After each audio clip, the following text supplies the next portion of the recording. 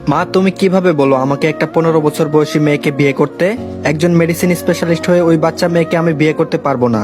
মা বলল, চুপ করে ইজান, তোর বাবা যেহেতু বিয়েটা ঠিক করেছে তোর বাবাকে বল। আর মেয়েটা খুব সুন্দর, একেবারে মায়াবী চেহারা তার। আমি বললাম মায়াবী হোক, আমি বিয়ে করব না। মা বলল, বেশি কথা বলিস না ইজান, খুব ভালো লক্ষ্মী মেয়ে একটা, তোর বাবার বন্ধু নাহিদ সাহেবের মেয়ে, তিনি মারা গিয়েছেন 2 মাস হলো। রুবিনা খাতুন মেয়েকে এত তাড়াতাড়ি বিয়ে দিতে চাননি এখন, কিন্তু গ্রামের কিছু বাজে ছেলে মেয়েটাকে খুব জ্বালাচ্ছে। দয়া করে রাজি হয়ে যা বাবা, তোর বাবা কেমন মানুষ তুই তো জানিস। তারপরও সে একবার স্ট্রোক করেছে, এখন যদি তুই বিয়ে করবি না কথাটা শুনে আবার কিছু হয়ে যায়, পাগলামো করিস না ইজান। মায়ের কথা শুনে ইজান কিছুটা নত হলো। ইজান শেখ বাবা মায়ের বড় সন্তান, তার একটি ছোট বোনও আছে ইজনিয়া শেখ, আপাতত মেডিকেল পড়ছে। ভাইয়ের মতো ডাক্তার হওয়ার ইচ্ছে আছে তার। ইজান পেশায় একজন ডাক্তার, মেডিসিন বিশেষজ্ঞ। ইজানের বাবা হুমায়ুন শেখ সরকারি চাকরিজীবী ছিলেন, তিনি মূলত একজন সেনাবাহিনীর উচ্চপদস্থ কর্মকর্তা ছিলেন। আর ইজানের মা মনিরা শেখ সাধারণ মহিলাদের মতো গৃহিণী। ইজান কিছুটা ভেবে উত্তর দিল, ঠিক আছে আমি বিয়ে করব। কথাটি বলে ধোপাধোপ পা ফেলে রুম ত্যাগ করলো। মনিরা বেগম হাসছেন, এই হাসি যেন তৃপ্তিময়। প্রায় 3 ঘন্টা পর ইজান এবং তার পরিবার গ্রামে এসে পৌঁছালো। গ্রামেই তার বিয়ে হবে।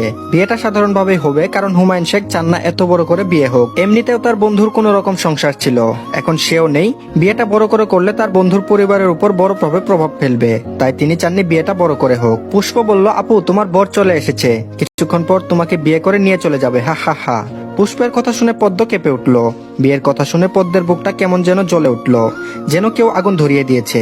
চোখ দিয়ে বেহায়া হয়ে 2 ফুটো পানি গড়িয়ে পড়লো। সে চায়নি এত তাড়াতাড়ি বিয়ে করতে, কিন্তু তার বাবা মা তাকে অনেক কথা বলার পর সে রাজি হয়েছে। কিছুক্ষণ পর ইজান আর পদ্মর বিয়েটা শেষ হলো। এখন বিদায় দেওয়ার পালা। পদ্ম বেঘুরে কান্না করছে। ইজানের বোন ইজানিয়া পদ্মর হাত ধরে আছে। রুবিনা খাতুন কান্নারত অবস্থায় ইজানের উদ্দেশ্যে বললেন, বাবা আমার মেয়েটা অত্যন্ত ছোট, সবেমাত্র ওর বেড়ে ওঠার বয়স, এখনই তার বিয়ে দিয়ে দিয়েছি। পরিস্থিতির কারণে আমার ছোট মেয়েটার এ দশা। বাবা হারা মেয়ে আমার, তুমি ওকে একটু মানিয়ে নেওয়ার চেষ্টা করো, আমার মেয়েটা যেন ভালো থাকে। ইজান গভীর কণ্ঠে জবাব দিল, জি। অতঃপর পদ্মকে গাড়িতে উঠিয়ে তারা আবার ঢাকার উদ্দেশ্যে রওনা হলো। গাড়িতেও পদ্ম কান্না করছে। পদ্মের এক পাশে ইজান এবং আরেক পাশে ইজানিয়া। পদ্ম কান্না থামিয়ে একবার ইজান এবং আরেকবার ইজানিয়ার দিকে তাকালো। ইজান বিষয়টা খেয়াল করলো, কিন্তু কোনো ভ্রুক্ষেপ করলো না। হঠাৎ ইজানিয়া বলে উঠলো, কিছু বলবে ভাবি? পদ্ম খুব ইতস্তত ভাবে বলল, আপু আমি একটু পানি খাবো। ইজানিয়া শুনে তাড়াতাড়ি পদ্মকে পানি দিল। পদ্ম ঢকঢক করে পানি 1 বোতল খেয়ে ফেললো। পদ্ম পানির বোতল ইজানিয়াকে দিয়ে ইজানের দিকে তাকালো। ইজানের দৃষ্টি মোবাইলের দিকে। মোবাইলের আলো ইজানের মুখে পড়েছে। পদ্ম মনে মনে ভাবলো, এত সুন্দর পুরুষ তাকে বিয়ে করলো, কি সুন্দর চেহারা, গালে চাপদাড়ি, চোখে চশমা। পদ্মের মনে হলো এ যেন এক সুদর্শন পুরুষ। পদ্মকে এভাবে চেয়ে থাকতে দেখে ইজানিয়া পদ্মের কানে কানে ফিসফিস করে বলল, ভাইয়াকে কি বেশি পছন্দ হয়েছে নাকি? এখন এত বেশি দেখো না, একেবারে বাসর ঘরে দেখো মন ভরে। ইজানিয়ার কথা শুনে পদ্ম তৎক্ষণাৎ চোখ নামিয়ে ফেললো। দীর্ঘ একটা লম্বা জার্নির পর সবাই বাসায় আসলো। ইজানের মা মনিরা শেখ দ্রুত সিঁড়ি বেয়ে নিচে নেমে এসে তার পুত্রবধূর কাছে আসলেন।